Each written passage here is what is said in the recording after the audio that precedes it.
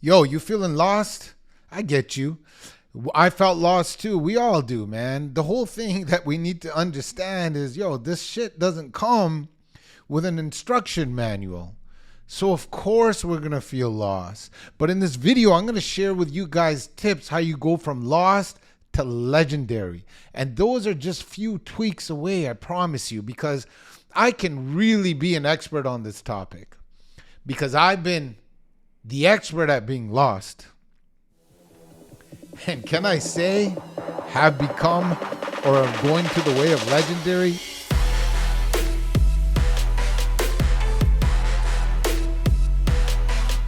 But all I can say is I went from lost to found, and you know what? It's not that hard to do. So here's the first thing. We have to understand that it's okay being lost. What's not okay is not doing something about it. Because when you try at something and you fail, that's all right. But what really sucks is not trying. We heard that before. So if you're an individual, you're feeling lost in your business, you're feeling lost in your fitness, you're feeling lost in relationships, and you're feeling like you're not contributing to anything, that's cool. At least you know it. So the first thing I did anyway when I was feeling lost, and let me give you an example of how lost I was. Man, in high school, in grade 10, I got 0 credits. Meaning for the whole school year, I didn't pass one course. It's not because I wasn't a smart kid. It's because I never went to class and I just jerked around with my friends. Okay? I finally figured it out. Ended up getting to university. And how I got to university, I showed myself that I have the characteristics of somebody that can be legendary. Because in grade 9, grade 10, I didn't do much. So grade 11, 12, and OAC, we had 3 years that day. I packed up my summers with summer school. I packed up my nights with night school. I had to play catch up, and I graduated on time.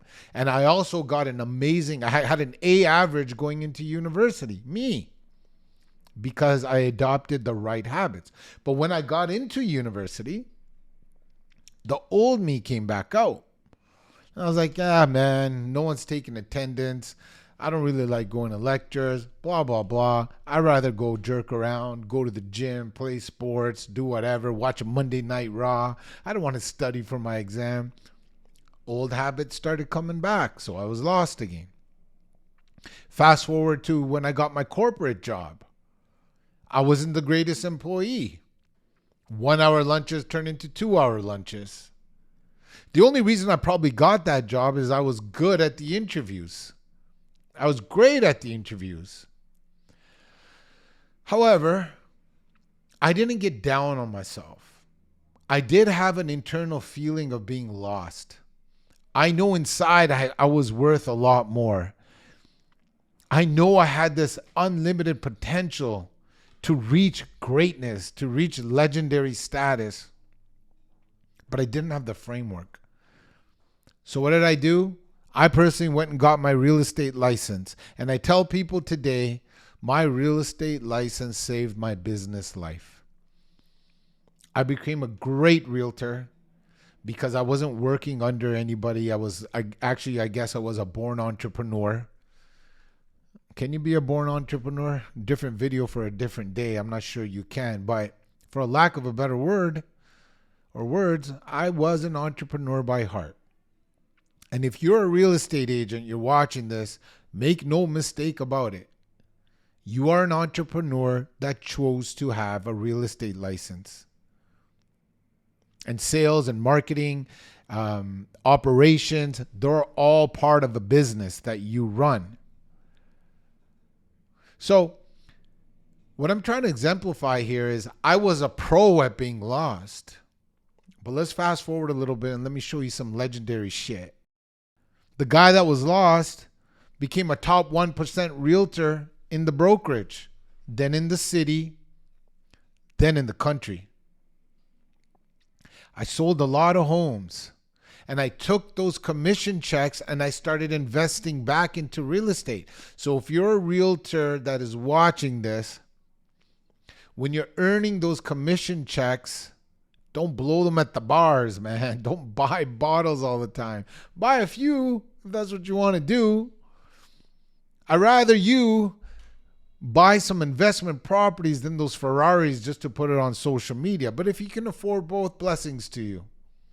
But if you start investing in real estate, two things are going to happen. Number one, you're going to be able to talk to investors better because you are one and you went through that investment process. Number two, you're going to understand the game of real estate. You're going to make more money by holding on to those properties and renting them out. And then you're going to understand the difference of being rich and having a high net worth. Being rich is those commission checks that you can spend if you're making a lot of them. Having a high net worth is having an asset portfolio that is making money while you're sleeping. This is why I strongly suggest all realtors, if you want to be going to legendary, you must own real estate. You must invest in real estate. So this guy got a bunch of commission checks, started investing in real estate. My real estate portfolio skyrocketed because I was investing in the Greater Toronto area. And if you know anything about the Greater Toronto area in the last 20 years, boom, our prices went through the roof. Now, when you're talking about also being legendary, it's not just about money. You want to be the best version of yourself. So how do you become the best version of yourself? You have to heal your inner child, man. That person that's inside of you that is not healed yet, that creeps up, and so do the doubts that come along with it. How do you heal yourself? Well, the first thing, again, is an admittance. You have to reflect on what happened to you in your life. You can't just dodge it. Because if you dodge it, it's going to come up in weird ways. For me, I had a weird relationship with money because growing up, my family didn't have a lot of it. We weren't dirt broke, but we definitely weren't rich, and we weren't middle class. Whatever's in between poor and middle class, we were right there. We can afford the necessities because my parents both worked in factories. They were hard labor workers, but nothing extra. There was no extra. So I had to go figure out that on my own. So when I was a child, I had this bad relationship with money because I felt that like, hey, I want all these things, but we can't afford it. So I started holding a grudge with rich people. So how can I become rich if I have a bad relationship with money? If I think rich people are bad, how am I going to become rich? You understand what I'm saying? Because my subconscious is telling me that rich is bad. So I don't want to become what I think is bad. So it wasn't until I reversed it. It wasn't until I healed it. How did I heal it? I caught the thought. The healing is in the knowing. I caught the thought. So it can't creep up anymore. And when that relationship with money crept up, I was like, I caught you. Trying to mess with me again.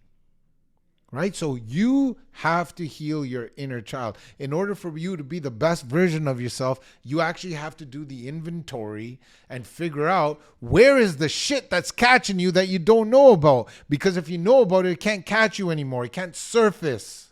The other thing that I started doing, because I failed a lot, I started using my failures as lessons. The old me used to fail and then give up until I realized, and this is really important, and I know you heard this before if you scroll Instagram enough, but I want you to internalize it. Because sometimes we just hear things and we just let it go. If you fail,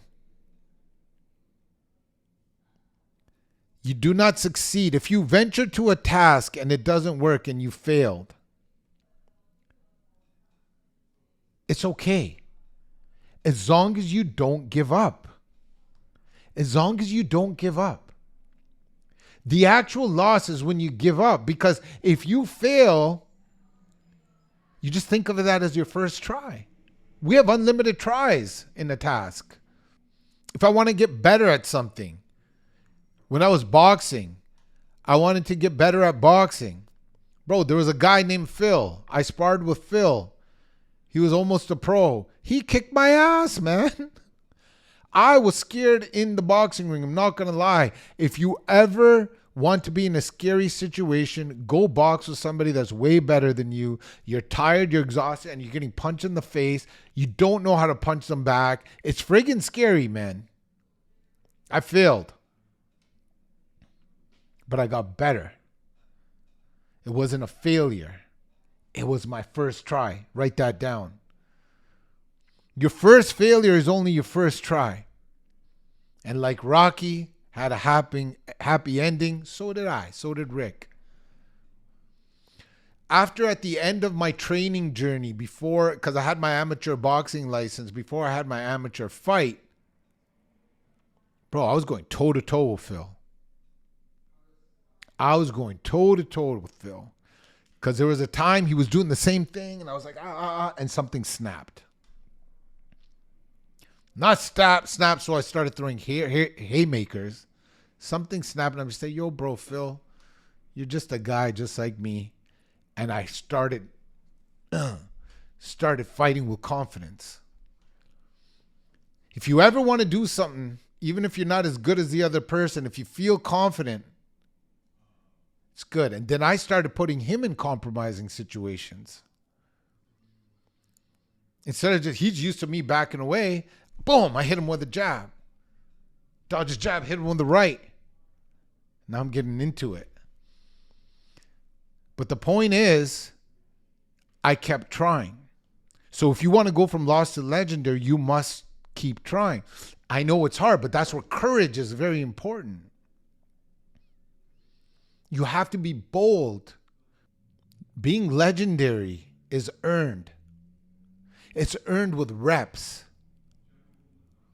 Which brings me to my next point. Repetition is the mother of all skill. You want to get good at something, do it more times than anybody else. Kobe Bryant said it the best. Can't say it better than that. When he would go out and work on his game, he had 3 or 4 sessions in a day. He would wake up at 4 a.m.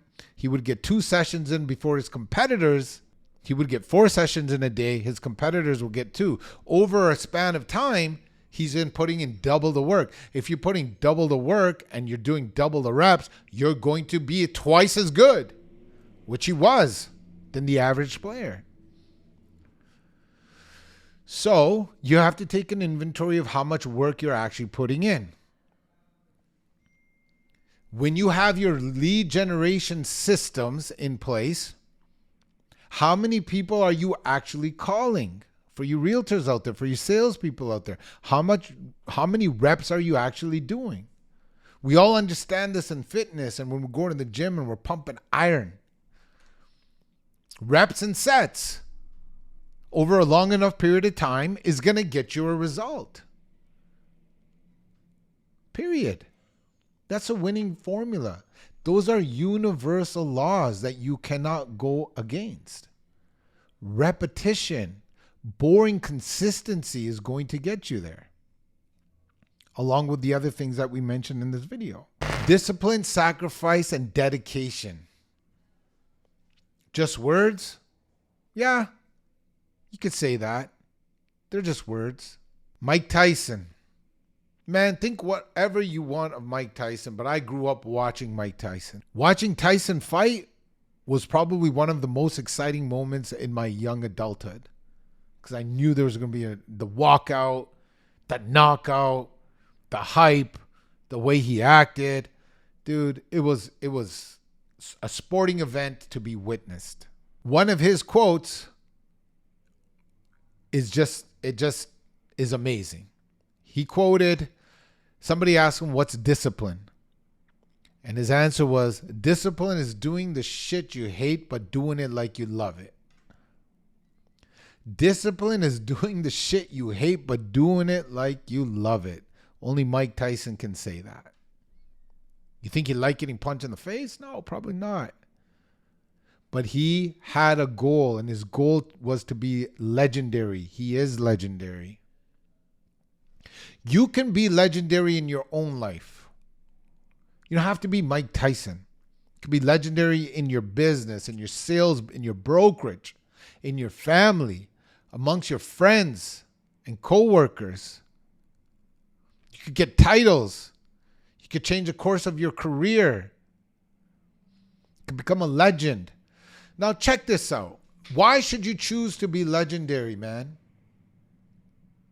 Why should you choose to be legendary? Because the beauty is in watching, in hindsight, the person you became in that journey. Rewind that. The accolades don't matter. It's what you prove to yourself. During that trial, tribulations, it was hard. Most people quit, but you didn't. You didn't quit. Fuck the result. And in not quitting, you might have made millions of dollars or got the top sales award, or be like me right now when I took this new journey into eXp Realty. I'm 0.001 in the world, man.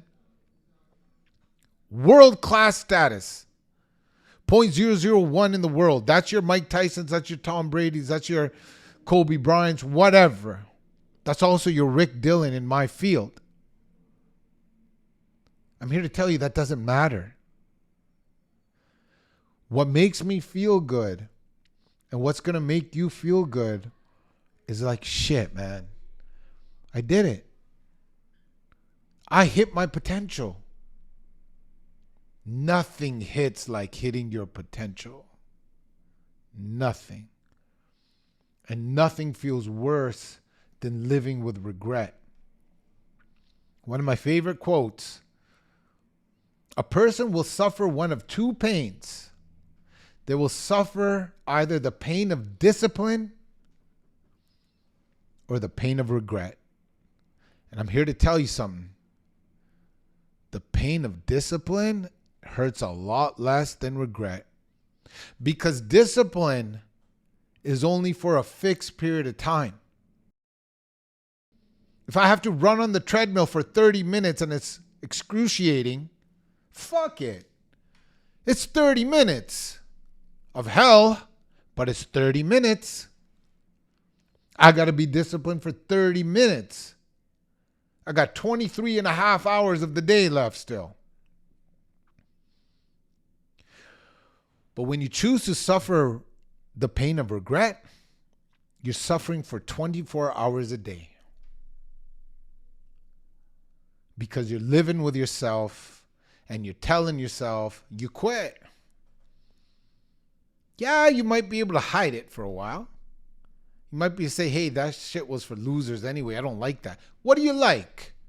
Draw the line in the sand. Tell me what you like, and then go do it. Don't be like the old me that was making excuses. That sat back and said, I could do that if I want to. That was my favorite line. Oh, I could do that too if I want to. Not respecting the hours of work that athlete or that business person or that student that was getting A's is putting into their craft. Not respecting that. Just saying, hey, I could do that if I wanted to.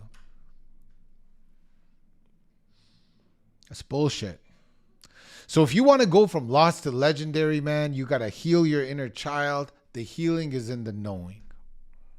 You got to practice boring consistency, because repetition is the mother of all skill. You have to sacrifice, you have to have dedication, and you have to have discipline. And I'm going to tell you something right now. Please don't have a plan B. Because your plan B to someone that hit legendary is just an excuse. And remember, it's not the accolades you get. It's the person that you become. You are no longer living with regrets.